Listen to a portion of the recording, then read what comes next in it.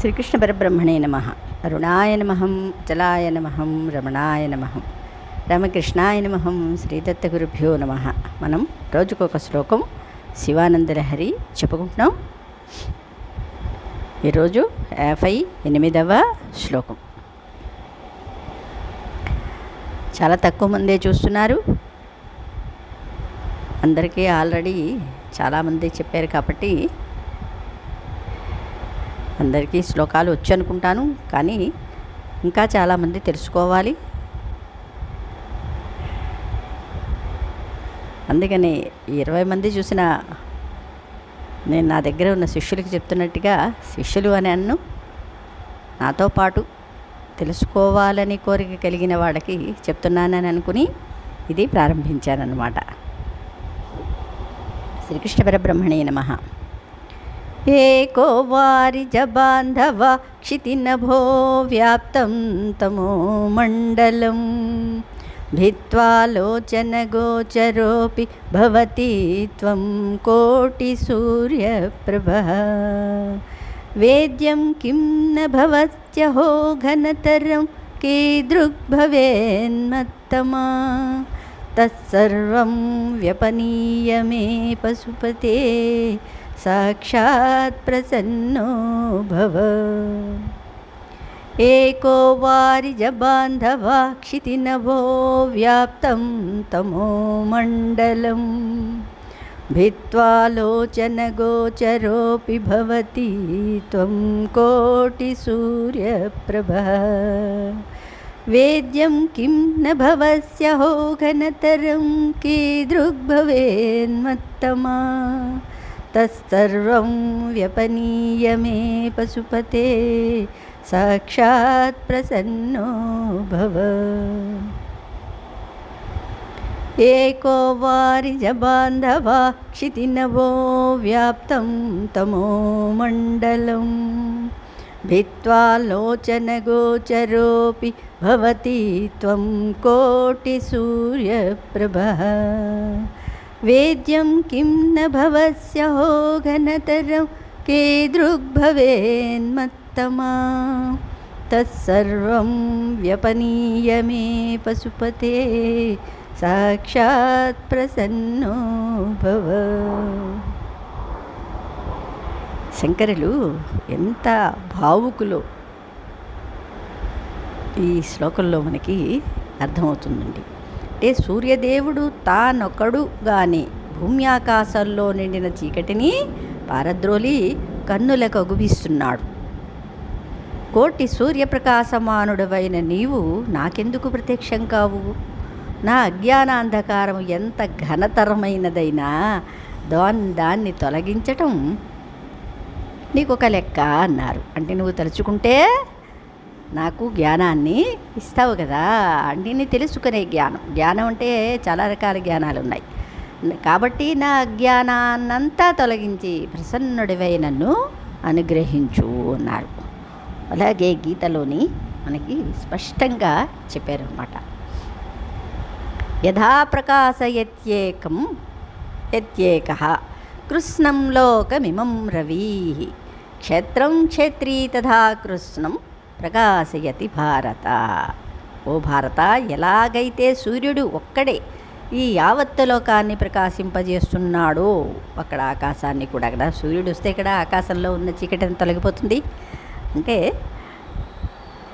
ఆకాశం అంతా ప్రకాశవంతంగానే ఉంటుంది, మళ్ళీ భూమంతా కూడా ప్రకాశంగా ఉంటుంది, మళ్ళీ తాను కూడా కనబడతాడు కదా అక్కడ. అందుకే క్షేత్రం క్షేత్రీ తథా కృష్ణం ప్రకాశయతి భారత అన్నారు. అంటే ఇక్కడ క్షేత్రం అంటే మనకు శరీరం, మనకు తెలుస్తున్నది, లోపల కూడా మనకి అన్నీ తెలుస్తున్నాయి కదా. ఈ రెండింటిని తెలియజేసేవాడు ఎవరు? అదే ఆ వాళ్ళే ఏమంటారు? ఉపద్రష్ట అన్నమాట. ఉపద్రష్టానుమంతాచ భర్తా భోక్త మహేశ్వర పరమేతి చాప్యుక్తో దేహేస్మిన్ పురుషపరః అని కూడా కృష్ణయ్య చెప్పారు. అలాగే క్షేత్రం క్షేత్రజ్ఞయోరేవం అంతరంజ్ఞానచక్షుషా భూత ప్రకృతి మోక్షంచ ఏ విదుర్యాంతి తే పరం అన్నారు. అంటే ఈ ప్రకారంగా క్షేత్రజ్ఞల భేదాన్ని, భూత ప్రకృతి నుండి మోక్షం పొందే పద్ధతిని జ్ఞాన దృష్టితో ఎవరు తెలుసుకుంటారో, అంటే జీవుడు ప్రకృతిని, పరమాత్మ ప్రకృతిని ఎవరు తెలుసుకుంటారో, ఈ శరీరాన్ని, క్షేత్రజ్ఞుడిని ఎవరు తెలుసుకుంటారు, అవునా, వాళ్ళే మోక్షాన్ని పొందుతారని చెప్పారు కదా. అది మోక్షం పొందే పద్ధతిని జ్ఞాన దృష్టితో ఎవరు తెలుసుకుంటారో వాళ్ళు పరమపదాన్ని చేరుకుంటారు అన్నారు. అంటే ఏది వేరు అనేది ఏదీ లేదు. ఉన్న ఒక సబ్జెక్ట్నే మనకి అందంగా తెలుసుకోవడానికి అనమాట. అని చెప్పాను కదా ముందే, ఒక్కొక్కరికి ఒక్కొక్క శ్లోకం ఇష్టపడతారు, అందులో ఉన్న అర్థం కూడా ఒకటే. అలాగే ఎన్ని శ్లోకాలు ఉన్నా సరే, ఎంత వేదాంతం అంతా ఏం చెప్పింది, ఉపనిషత్తులన్నీ ఏం చెప్పాయి, ఒకటే, ఉన్నది ఒకటే, అది నువ్వే. కానీ మనం ఒప్పుకుంటామా? ఈ మనస్సు మాయ ఒప్పుకోదు. మాయ త్రిగుణాలతో కూడి ఉంది కదా. ఎప్పుడైనా ఒకడు ఉంటే శబ్దము లేదు, ఒకటికి ఇద్దరైనా ముగ్గురైనా చేరితే గడబిడ అని చెప్పారు పెద్దలు కదా. శ్రీకృష్ణ పరబ్రహ్మణే నమః. అంటే హే పశుపతే, ఓ పరమేశ్వర,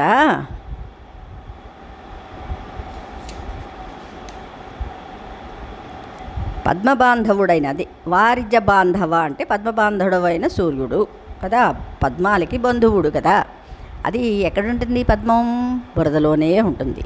కానీ సూర్యకిరణాలు తాకగానే వికసించుకుంటుంది. ఎలాగా?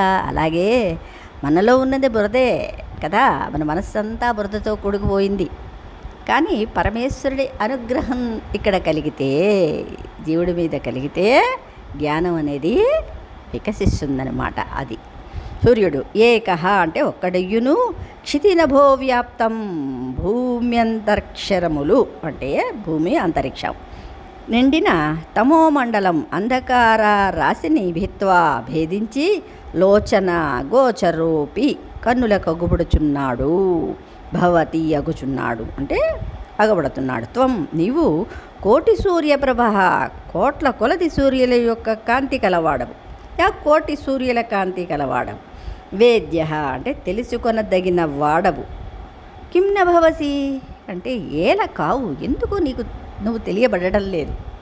అదే కదా, ఏవేంటే నువ్వు తెలుసుకో అంటారు, నేనెవరో తెలుసుకో అంటారు. కానీ మనం అంత ఈజీగా తెలుసుకోగలుగుతున్నావా? అది కష్టం కదా. నేను నేను నేను నేను అంటూనే ఎన్నో జన్మలు ఎత్తుతున్నాం.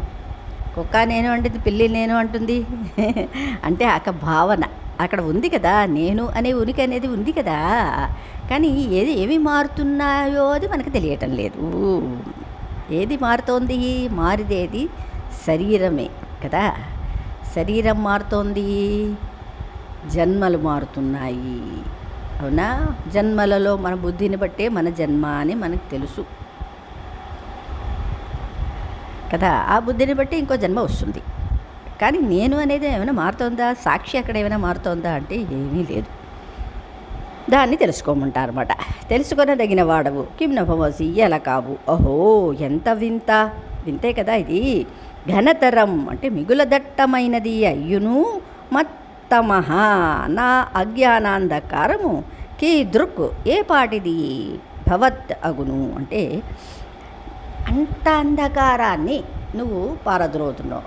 ఎంత ఒక్క సూర్యుడు, కానీ 1000 కోట్ల సూర్యప్రభ నాలోనే ఉంది. అయినా సరే నన్ను నేను తెలుసుకోలేకపోతున్నాను కదా. కానీ దీన్ని నువ్వు కరుణిస్తే దీన్ని అజ్ఞానాన్ని తొలగించగలవు అంటారన్నమాట. తత్ కనుక సర్వం ఆ అజ్ఞానమంతను వ్యపనీయ తొలగించి సాక్షాత్ ప్రత్యక్షమై ప్రసన్న అనుగ్రహించువాడవు భవా అగుము అన్నారు. అంటే దేవా ఒక్క సూర్యుడే భూమి ఆకాశముల నిండిన చీకటిని పోగొట్టుచు కన్నులకు అగబడుచున్నాడు. కోటి సూర్యుల వెలుగొందుచున్న నీవేల ప్రత్యక్షముగావు. నా అజ్ఞానాంధకారము తొలగించుట నీకు ఒక లెక్కయా, నాకు సాక్షాత్కరించి అనుగ్రహింపుము అన్నారు. అంత ఈజీవా? అవునా? అంటే మనకు కనపడే సూర్యుడు భూమి ఆకాశాల మధ్య ఉన్న చిమ్మ చీకటినంతా పటాపంచలం చేసి మనకు కనిపిస్తున్నాడు. అంతర్యామి అయిన శివుడు కోటి సూర్యప్రభా సంపన్నుడు కదా. అయినా ఆయన మనకు కనబడడం లేదు. లోపం ఆయనలో ఉందా మనలో ఉందా అని ప్రశ్నించుకుంటే అసలు సంగతి తెలుస్తుందన్నమాట. ఆయన కోటి సూర్యప్రకాశమానుడే. అయితే ఆయన మన హృదయంలోనే ఉన్న మన హృదయం నిండా దట్టంగా జ్ఞానాంధకారం అలుముకొని ఉంది. ఎంతసేపు ఏ చీర కట్టుకుని పూజ చేయాలి, ఏ గాజులు వేసుకొని పూజ చేయాలి, ఏ దేవతని ఆరాధించాలి అనే ఈ జీవుడు తిరుగుతూనే ఉన్నాడు. ఏ కోరిక ఏ దేవత వల్ల నెరవేరుతుంది? ఇదే. అయ్యో, వీటన్నిటికీ కారణం ఎవరు అనేది మనం తెలుసుకోలేకపోతున్నాం కదా. కారణం తెలిస్తే ఏది అవసరం లేదనిపిస్తుంది. ఉన్న జీవితాన్ని యథాతథంగా మనం జీవించవచ్చు అన్నమాట. రోగాలు వస్తూనే ఉంటాయి, అవి ప్రారబ్ధం భోజ్యతే అన్నారు కదా. అలాగా దాన్ని బట్టి బయటపడటమే కష్టం కదా. అంటే అజ్ఞానాంధకారం అలుముకుని ఉంది, దాని నుంచి బయటపడడం కష్టం. ఆ అజ్ఞానాంధకారం పోగొట్టుకోవాలంటే మన వల్ల కాదు, ఆయన అనుగ్రహం మనపై ప్రసరించి జ్ఞానోదయం అవ్వాలన్నమాట. బాహ్య దృష్టికి కార్యం మాత్రమే కనబడుతుంది, అంతర్దృష్టికి మాత్రమే కారణం ద్యోతకమవుతుంది. బాహ్య దృష్టికి ఏమిటి, నేను చేస్తున్నాను ఇవన్నీ అనేది కనబడుతుంది. కానీ అంతర్దృష్టికి ఎవరు చేస్తున్నారు? నేను చేసే పనులన్నీ అయిపోతాయా, నా ఇష్టానుసారం అన్నీ అవుతున్నాయా? అవటం లేదు కదా. వెలుగుకు సూర్యుడు కార్యం అయితే ఈశ్వరుడు కారణం అవుతాడు. కారణం ద్యోతకం అవ్వాలంటే అంతర్దృష్టి ఏర్పడాలి.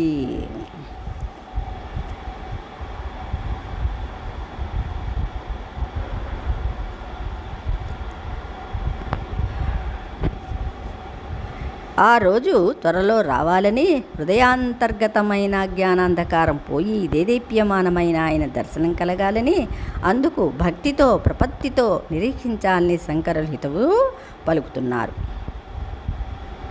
పద్మ బాంధవుడైన సూర్యుడు పద్మాని తన దీప్తమంతమైన కిరణపుంజంతో వికసింపజేస్తే, హృదయ పద్మ బాంధవుడైన ఈశ్వరుడు దేదీప్యమానమైన జ్ఞాన ప్రకాశంతో అజ్ఞాన అంధకారాన్ని పోగొట్టి హృత్పద్మ వికాసానికి తోడ్పడతాడు అనే విషయం ఏకోవారిజ బాంధవ అనే పదం ప్రయోగం సూచిస్తుందని గమనించాలి అన్నారు.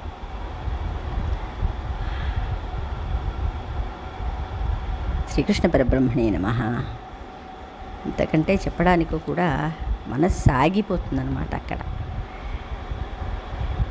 శ్రీకృష్ణ పరబ్రహ్మణే నమః.